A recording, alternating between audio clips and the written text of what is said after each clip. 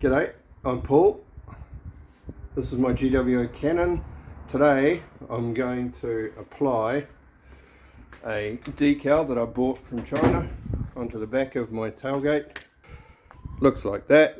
A few people have asked me how it's done. It's pretty easy. I'm going to set up a camera and record, and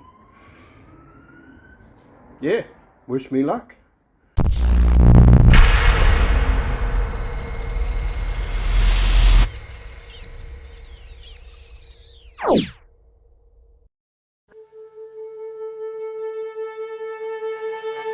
You left me alone when you set me on fire with your heart of stone and your numeric desire. The faces are new, but the bones are the same. You say you're changing the rules, but you play the same game.